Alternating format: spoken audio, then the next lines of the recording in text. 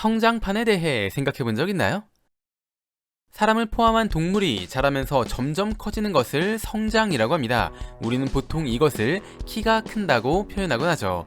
사람은 태아 상태일 때부터 성장하기 시작해 보통 10대 후반까지 성장하는데 사람에 따라 20대 초반에도 성장하는 경우가 있긴 합니다. 성장이 끝나면, 다시 말해 키가 더 이상 크지 않으면 성장판이 닫혔다고 말하는데, 성장판이 닫혔다는 건 정확하게 뭘 말하는 것일까요?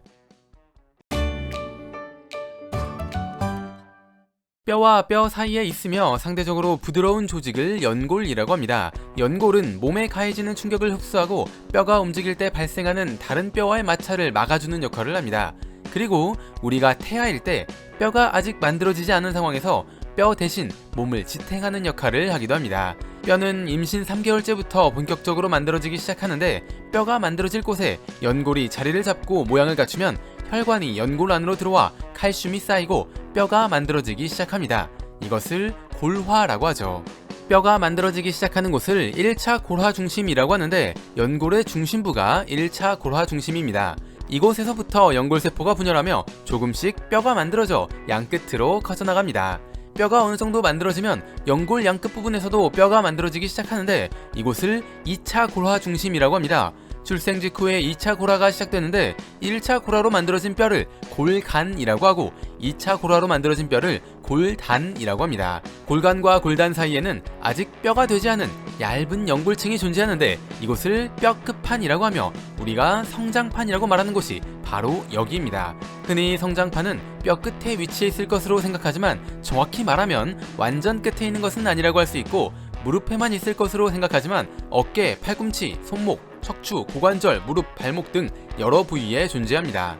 성장판에 있는 연골세포는 우리를 성장시키기 위해 계속 분열합니다. 연골세포가 분열하면 뼈가 만들어지고, 만들어진 뼈는 골간과 연결되면서 골단을 밀어올립니다.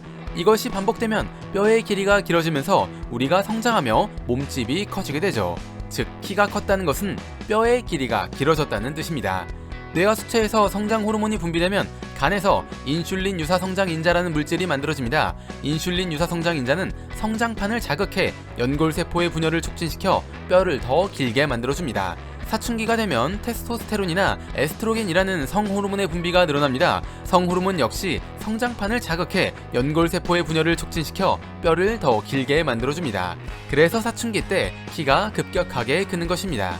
하지만 성호르몬의 분비가 계속되면 이후엔 연골세포를 사멸시킵니다.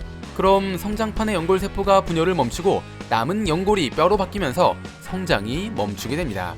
이 상태가 되면 우리는 성장판이 닫혔다고 표현하죠. 즉, 성장판이 닫혔다는 뜻은 연골세포가 더 이상 분열을 하지 않는다는 뜻, 더 이상 뼈가 자라지 않아 골단을 밀어내지 못한다는 뜻입니다. 실제로 엑스레이를 찍어보면 성장판이 닫혀 뼈가 하나로 합쳐진 모습을 확인할 수 있습니다. 성장판이 닫히는 시기는 사람에 따라 다르고 부위에 따라 다르지만, 키와 관련된 곳은 보통 10대 후반에 닫히게 되고 25살 정도가 되면 관련이 없는 곳도 전부 닫히게 됩니다. 뇌를 채워줄 은덩어리 지식들, 오늘의 은잡지 영상은 여기까지입니다. 시청해주셔서 감사합니다.